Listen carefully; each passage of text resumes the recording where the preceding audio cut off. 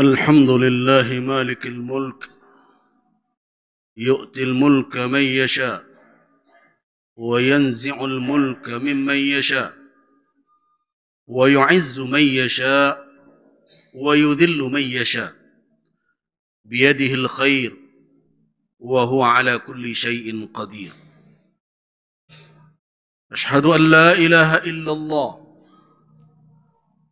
الذي لا إله إلا هو، وأشهد أن محمدا عبده ورسوله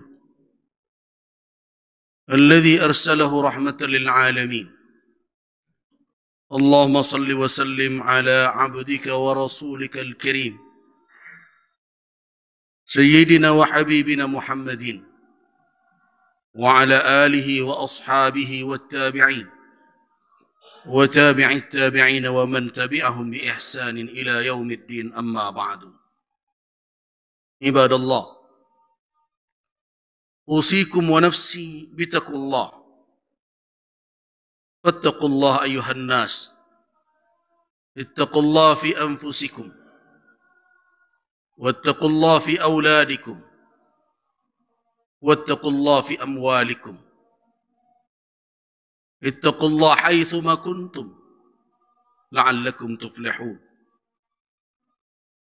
واستمعوا وأنصتوا لما قاله تبارك وتعالى في محكم تنزيله: يا أيها الذين آمنوا اتقوا الله وابتغوا إليه الوسيلة وجاهدوا في سبيله لعلكم تفلحون.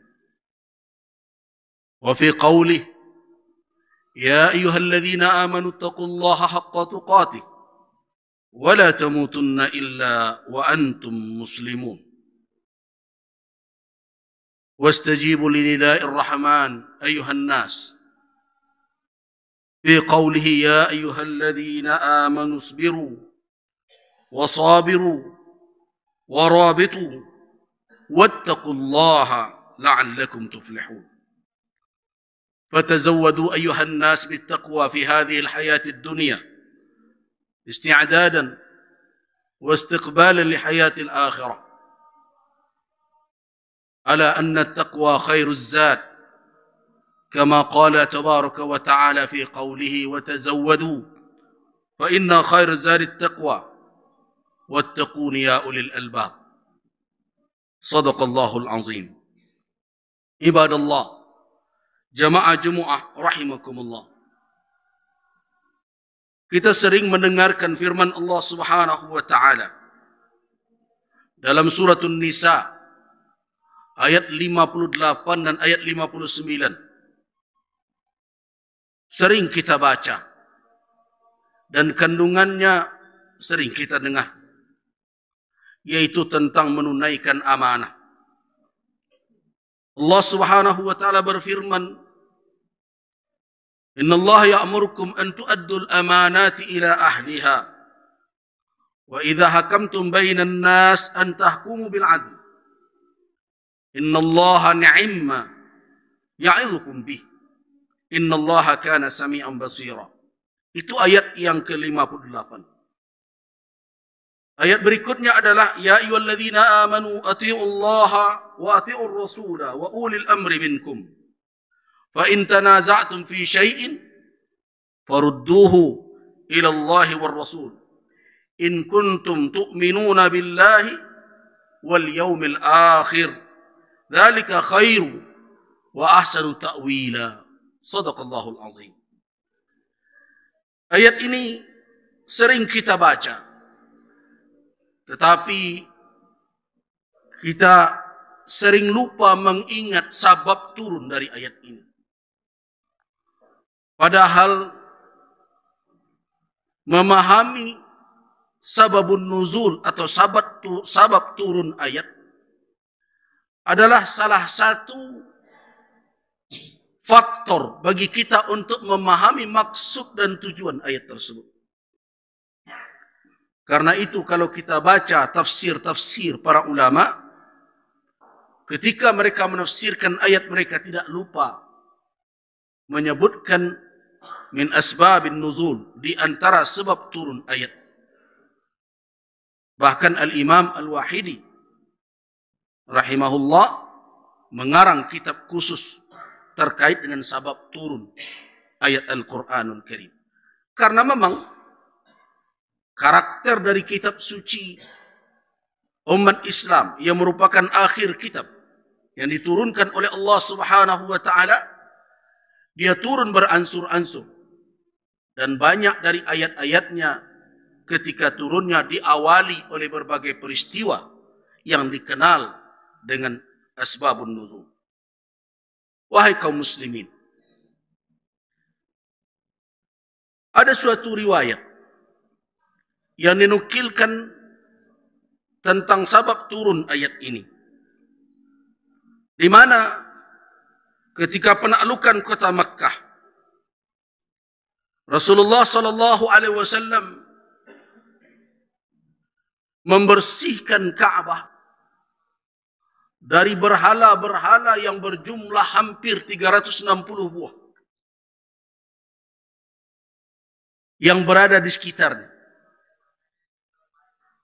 Dan Nabi sallallahu alaihi wasallam juga membersihkan bagian dalam dari Ka'bah dari berbagai macam gambar, lukisan dan sebagainya yang itu mengotori bukan hanya Ka'bah tetapi keimanan tauhid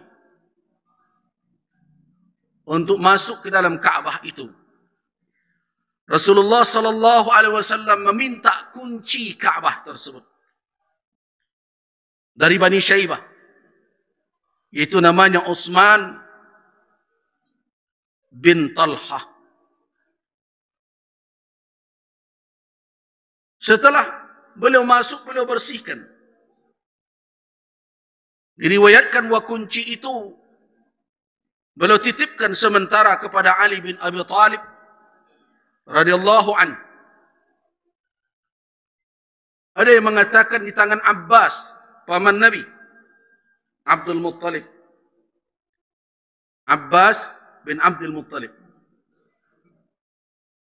Dan kita tahu ada dua tugas terkait dengan Ka'bah ini yang membawa prestisi yang sangat tinggi di tengah kalangan masyarakat Makkah. Orang yang mengemban tugas itu mendapatkan kedudukan mulia dan dihormati di tengah-tengah kota tersebut. Bahkan di tengah-tengah masyarakat Arab. Yang pertama adalah yang memegang kunci Ka'bah, yang dikatakan Sidanah Ka'bah. Dan yang kedua bertanggung jawab adalah untuk mengelola Zam-Zam dan memberikan air minum kepada jamaah haji yang dikatakan Siqayah. Dua tugas terhormat. Orang-orang yang memegangnya adalah asyraf, orang-orang terpandang. Setelah Nabi selesai membersihkan Ka'bah dan beliau duduk, datanglah Ali bin Abi Thalib, dalam satu riwayat Abbas bin Abdul Muttalib, paman beliau. Ali bin Abi Thalib radhiyallahu an, anak paman beliau. Abbas bin Abdul Muttalib radhiyallahu an, paman beliau. Berkata kepada beliau, apa kata Ali atau kata Abbas? Ijma' lana al-hijaba ma'a siqayah. Sallallahu alaihi. Ya Rasulullah, himpunkanlah dua tugas atau jabatan ini kepada kita. Maknanya adalah kepada Bani Hashim. Karena siqayah, karena memberi minum jamaah haji sudah ada di tangan keluarga Nabi, yaitu Abbas bin Abdul Muttalib, yang melanjutkan tugas dari ayahnya Abdul Muttalib. Nah, ketika kunci berada di tangan Ali bin Abi Thalib, berkeinginanlah Ali dalam suatu riwayat Abbas agar dua tugas mulia ini berada di tangan keluarga Nabi sallallahu alaihi wasallam, di tangan Bani Hashim. Karena itu diminta oleh Ali. ijma' lana al-hijabah ma'as siqayah. Kumpulkan dua peran ini, tugas ini kepada kita ya Rasul. Hijabah atau sidanah ada di tangan kita juga. Siqayah sudah ada di tangan kita. Tetapi apa yang terjadi ketika Ali atau Abbas meminta tugas itu dihimpun kepada keluarga beliau?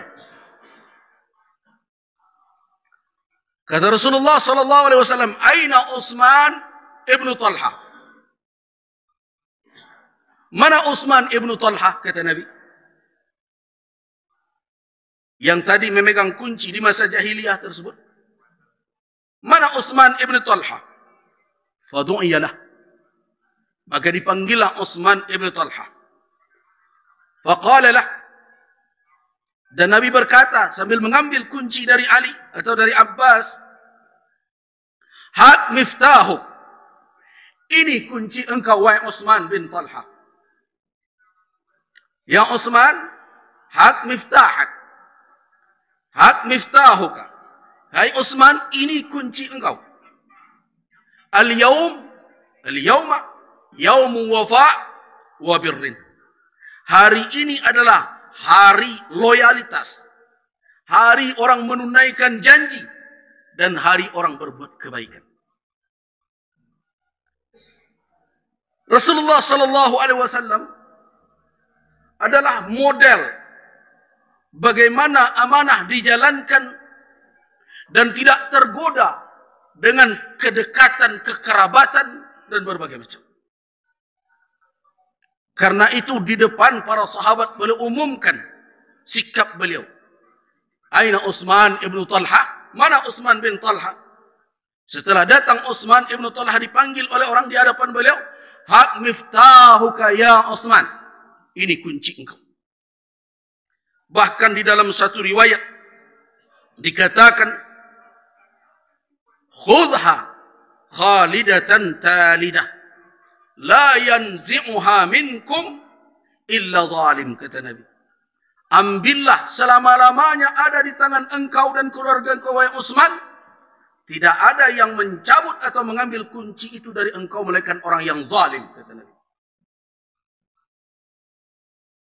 Tersinggungkah Ali? Tersinggungkah Abbas?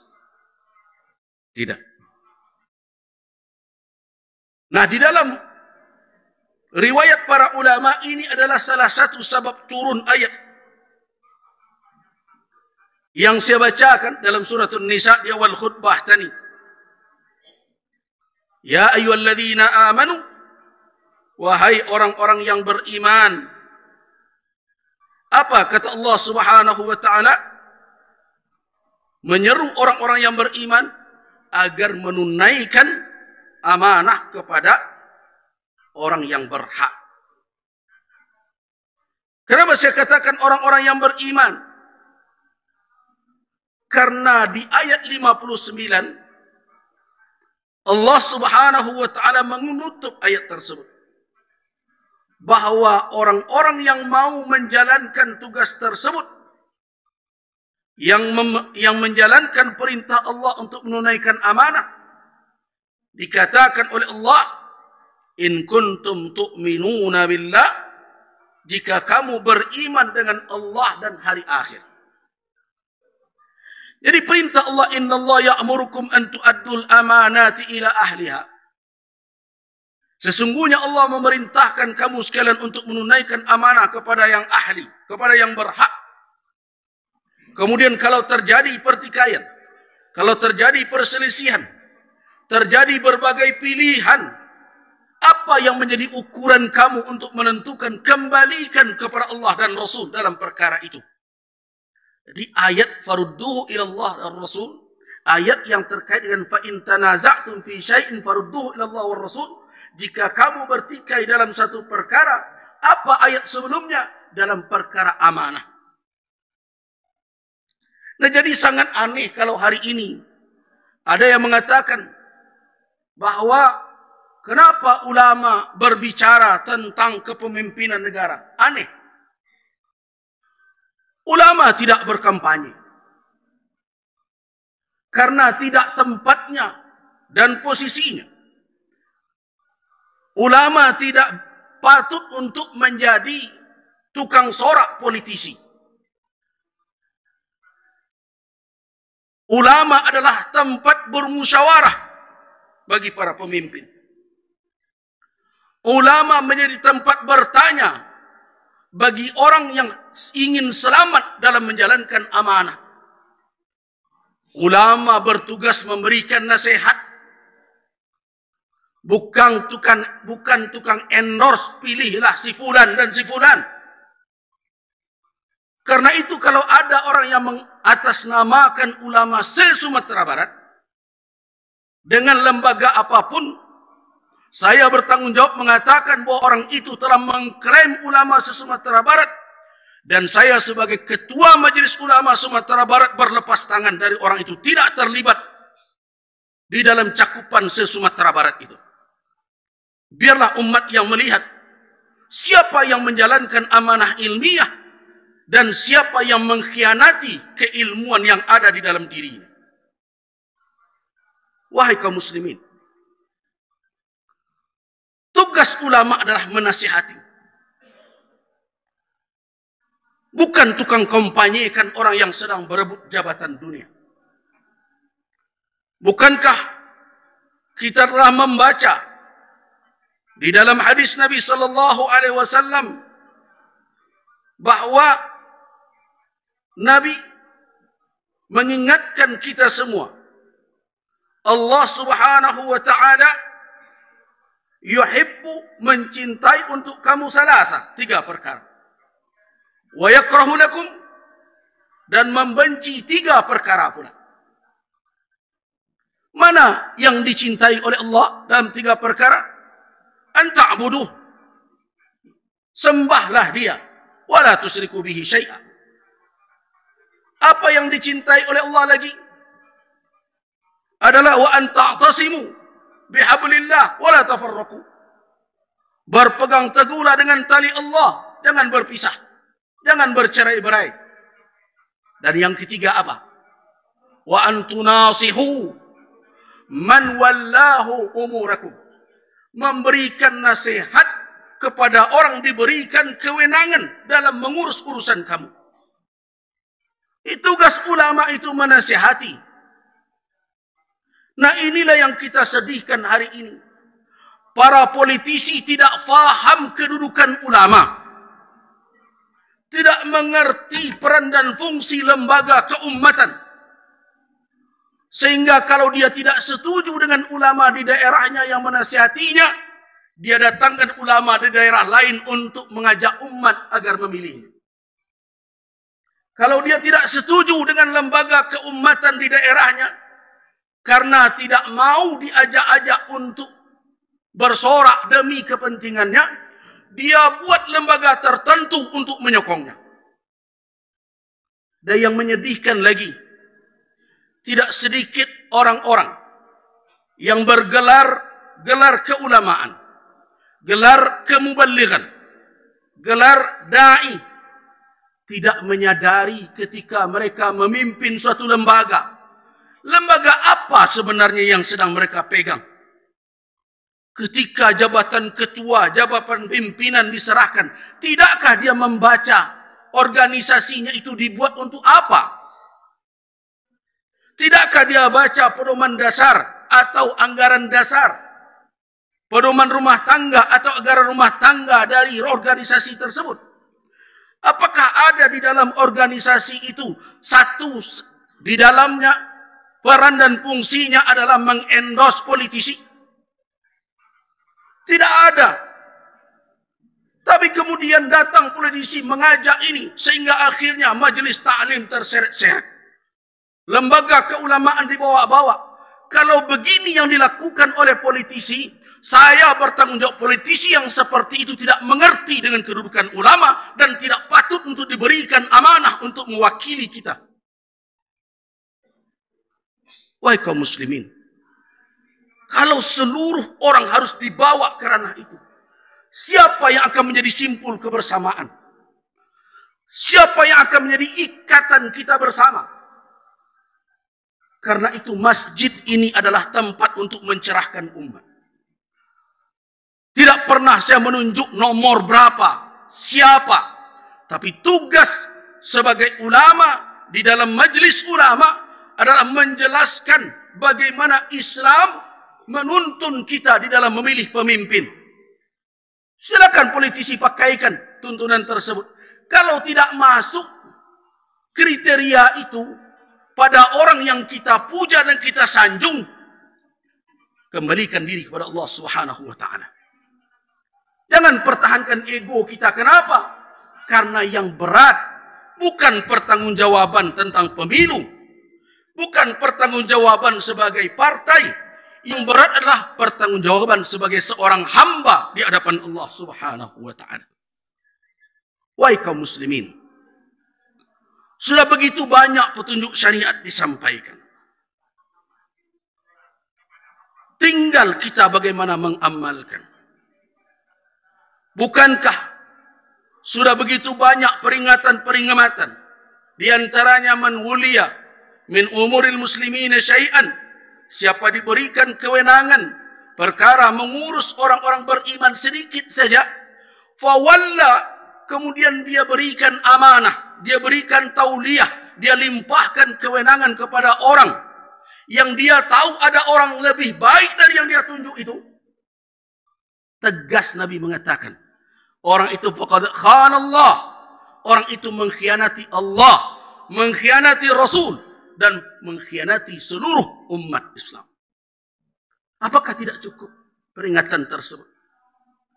Karena itu, cobalah wahai umat Islam, ibadallah, jamaah Jumat rahimakumullah. Apa kata Umar bin Al-Khattab? Dengarkan dengan hati. Jangan dengarkan dengan sakit hati. Jangan dengarkan dengan kefanatikan. Dengarkan dengan kejernihan jiwa. Kita sekarang berada di rumah Allah. Apa kata Umar bin Al-Khattab?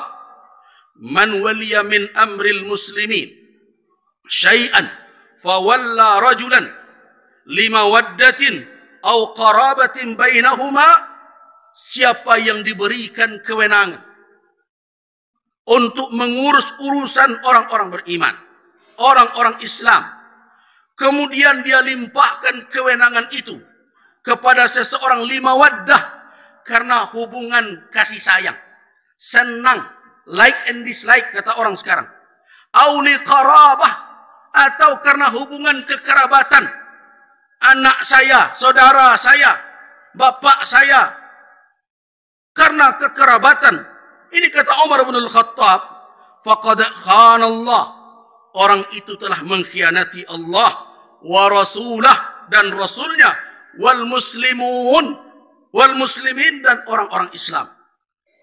Karena itu seorang yang akan menunjuk orang lain wajib untuk mencari tahu kepada siapa dia limpahkan kewenangan tersebut. Ini juga ada di tangan kita kaum muslimin yang akan hadir di dalam tempat-tempat pemilihan. Wahai ibadallah, tidak sedikit contoh yang ada di tengah-tengah umat Islam yang baik, yang bisa dijadikan sebagai tauladan. Dan tidak sedikit contoh di dalam sejarah kepemimpinan umat ini yang bisa dijadikan tauladan.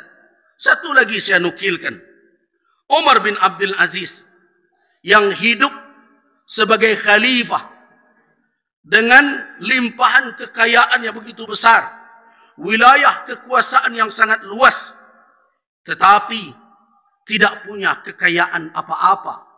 Sehingga ketika dia terbaring sakit, dalam sakit itu dia menemui ajalnya, ada yang berkata kepadanya, afqarta abna'ak, wahai Umar bin Abdul Aziz, engkau buat fakir anak-anakmu, taraktahum fuqara, engkau tinggalkan anak-anakmu dalam keadaan fakir, la syai'a lahum, tidak ada apa-apa yang mereka miliki. Dia dalam keadaan fi maradi mauti, dalam keadaan sakit, dan dalam sakit itu dia berpulang ke rahmatullah. Tapi apa kata Umar bin Abdul Aziz kepada orang tersebut? Adkhiluhum alayya, panggil anak-anak saya, masukkan dia ke ruangan ini bertemu saya. Fadkhaluhu. Akhirnya dimasukkan oleh orang anak-anak Umar bin Abdul Aziz. Ternyata berapa?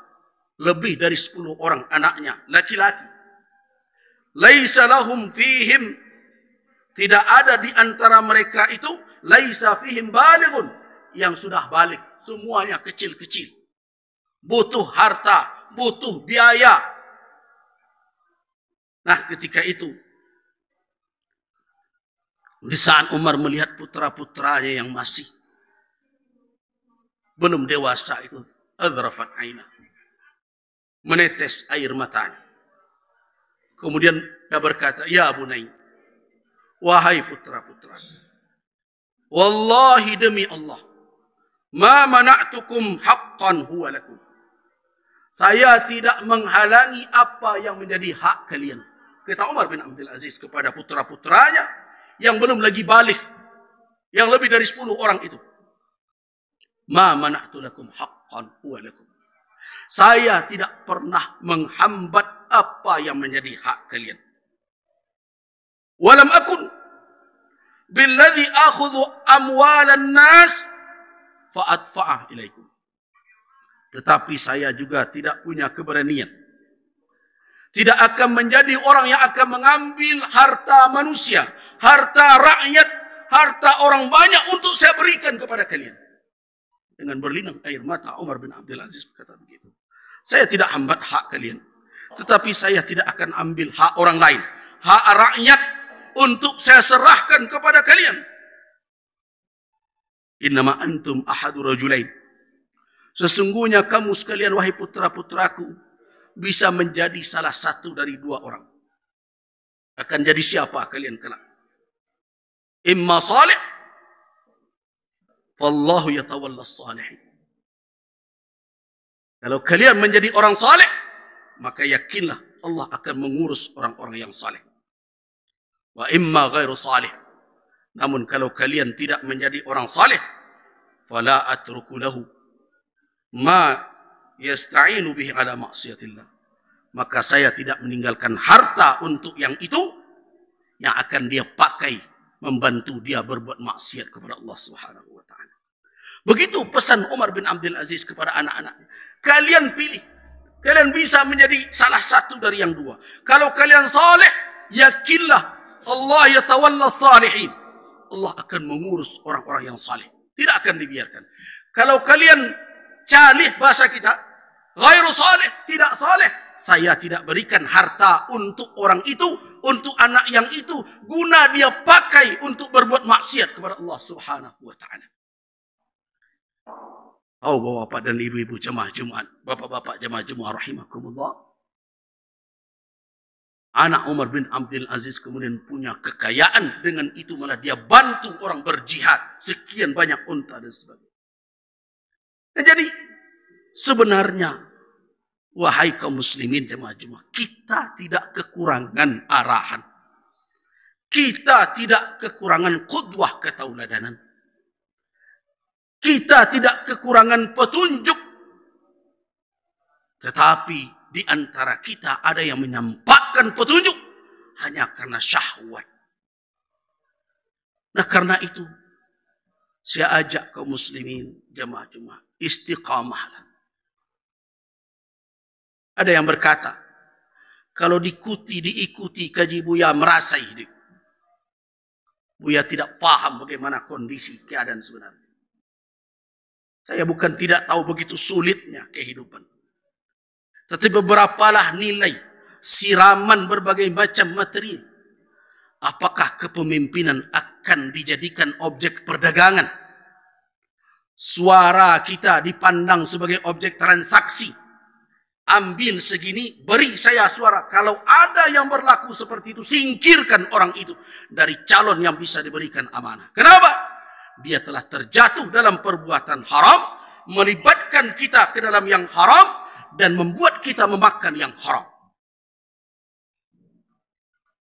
Campakkan orang-orang yang seperti itu, tidak bisa amanah diletakkan ke pundaknya. Kenapa?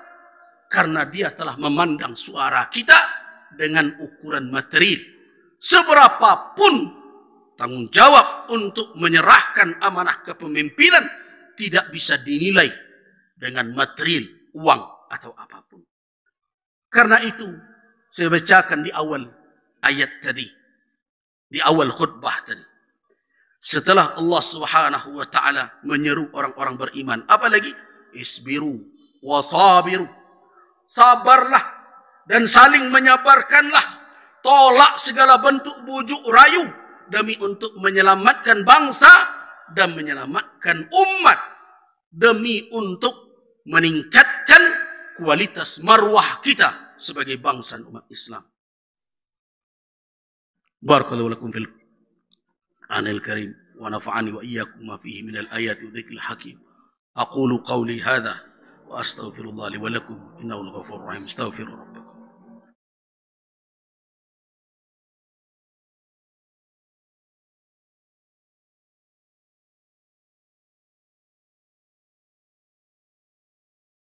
الحمد لله الذي هدانا لهذا وما كنا لنهتدي لولا أن هدانا الله أشهد أن لا إله إلا الله وأشهد أن محمد رسول الله اللهم صل وسلم على عبدك ورسولك وحبيبك محمد وعلى آله وأصحابه أجمعين أما بعد عباد الله قال الله تبارك وتعالى في محكم تنزيله أتلو عليكم فاستمعوا تلاوته أعوذ بالله من الشيطان الرجيم يا أيها الذين آمنوا لا تخونوا الله والرسول وتخونوا أماناتكم وأنتم تعلمون. Surah Al-Anfal ayat 27 menjadi peringatan bagi kita. Wahai orang-orang yang beriman, janganlah khianati Allah dan jangan khianati Rasul. Dan jangan khianati amanah kamu sekalian, sedangkan kamu mengetahui. Wahai ibadallah, ketika kita berbicara tentang amanah, kita tidak hanya berbicara tentang akad perjanjian antar sesama kita. Karena di balik akad perjanjian sesama kita itu ada Allah Subhanahu wa taala yang menuntut komitmen al-wafa, loyalitas, kesetiaan kepada amanah tersebut.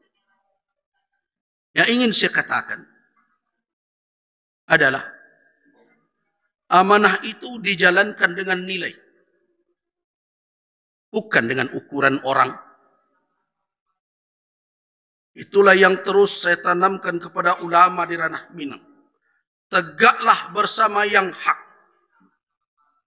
Dan beredarlah bersama yang hak itu kemanapun dia berada. Dimanapun dia ada. Bagaimana mengenali yang hak? Bukan dengan orang. Malah oranglah yang harus kita kenal dengan yang hak. Kalau dia berada di atas yang hak, baru dia tokoh. Baru dia orang. Tetapi kalau dia tinggalkan yang hak, dia tidak pantas lagi menjadi tokoh. Itulah yang dikemukakan oleh para ulama. Al-haqqu la yu'rafu bil-rijal. Walakinna ar-rijala yu'rafuna bil-haq. Kebenaran tidak diindikasikan, tidak dijadikan sebagai ukurannya adalah orang-orang. Tokoh-tokoh. Oh, kalau si fulan itu benar. Tidak. Bahkan ar-rijal, tokoh itu baru bisa kita katakan tokoh kalau dia bersama yang hak. Nah, terus bagaimana kita mengukur hak dan tidak hak? Adalah amanah. Amanah mana? Ada dua amanah. Yang pertama amanah yang diletakkan oleh Allah ke pundaknya. Yang kedua amanah yang dia ikatkan dirinya dengan sesama makhluk. Kalau ada orang yang mengkhianati amanah sesamanya, maka Allah Subhanahu wa taala tidak redha dengan orang yang berkhianat dengan amanah. Tapi ingat, Amanah yang dimaksud itu adalah amanah yang diredai oleh Allah Subhanahu wa ta'ala. Ada orang yang kadang bersikap, karena ini kawan saya, karena ini saudara saya, karena ini bapak saya, karena ini komandan saya memegang teguh amanah dan titipannya. Hai, ingat, sebelum saudara menerima amanah tersebut, apa yang dipegang? Orangnya kah atau nilai kebenarannya? Kalau nilai kebenaran yang dipegang, tepati dan terus bersamanya selama dia berada di atas yang hak. Kalau dia sudah menyimpang dari yang hak, dia bukanlah teman sejalan dalam perjuangan. Bukankah itu yang kita dengar terus di majelis ta'lim? Sab'atun yuzilluhumullah fi zillihi yawma la zilla illa zilluh. 7 kelompok orang yang dinaungi oleh Allah di hari yang tiada naungan melainkan naungan Allah. Di antaranya siapa?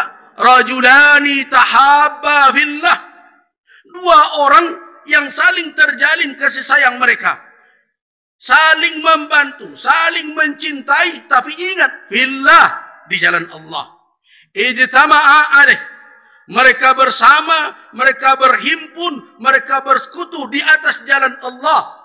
Waftaraqa alaih, tapi kalau satu sudah menyimpang jalan Allah, iftarak, mereka berpisah karena itu.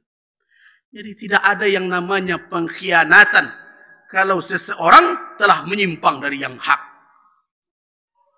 Ini yang perlu kita tanamkan. Karena itu, wahai kaum muslimin di ranah Minang, beredarlah bersama kebenaran yang hak, pakai nilai yang diturunkan oleh Allah kepada Rasul sallallahu alaihi wasallam, istiqamahlah di atas itu dan pertanggungjawabkan itu kelak di akhirat. Mudah-mudahan kita diberikan keringanan dan kemenangan. Innallaha wa malaikatahu yusalluna 'alan nabi. Ya ayyuhalladzina amanu sallu 'alaihi wa sallimu taslima. Allahumma salli 'ala Muhammad wa 'ala ali Muhammad kama sallaita 'ala Ibrahim wa 'ala ali Ibrahim innaka Hamidum Majid. Allahumma barik 'ala Muhammad wa 'ala ali Muhammad kama barakta 'ala Ibrahim wa 'ala ali Ibrahim innaka Hamidum Majid. Allahumma fil lil muslimin wal muslimat wal mu'minina wal mu'minat al ahya'i minhum wal amwat. إنك أنت السميع القريب مجيب الدعوات آمين يا قاضي الحاجات. اللهم أصلح لنا ديننا الذي هو عصمة أمرنا وأصلح لنا دنيانا التي فيها معاشنا وأصلح لنا آخرتنا التي إليها معادنا واجعل الحياة زيادة لنا في كل خير واجعل الموت راحة لنا من كل شر. اللهم أرنا الحق حقا وارزقنا اتباعه وأرنا الباطل باطلا وارزقنا اجتنابه. اللهم اقسم لنا من خشيتك ما يحول بيننا وبين معاصيك ومن طاعتك ما تبلغنا به جنتك ومن اليقين ما تهون به علينا مصيبات الدنيا ومتعنا بأسمائنا وأبصارنا وقوتنا ما أحييتنا واجعله الوارث منا واجعل ثأرنا على من ظلمنا وانصرنا على من عادانا ولا تجعل مصيبتنا في ديننا ولا تجعل الدنيا أكبر همنا ولا مبلغ علمنا ولا تسلط علينا من لا يرحمنا ولا تسلط علينا من لا يرحمنا ولا تسلط علينا بذنوبنا من لا يخافك ولا يرحمنا يا رب العالمين. آمين آمين يا مجيب السائلين. اللهم اغفر لنا ولوالدينا وارحمهم كما ربونا صغارا. ربنا هب لنا من أزواجنا وذرياتنا قرة أعين واجعلنا للمتقين إماما. ربنا آتنا في الدنيا حسنة وفي الآخرة حسنة وقنا عذاب النار. وصل وسلم على عبدك ورسولك وحبيبك محمد وعلى آله وصحبه أجمعين والحمد لله رب العالمين. آمين رب العالمين. عباد الله، إن الله يأمر بالعدل والإحسان وإيتاء ذي القربى وينهى عن الفحشاء والمنكر والبغي يعظكم لعلكم تذكرون. فاسألوه من فضله يعطكم واشكروه على نعمه يزدكم واذكروه كثيرا ولذكر أكبر إنه يعلم ما تصنعون.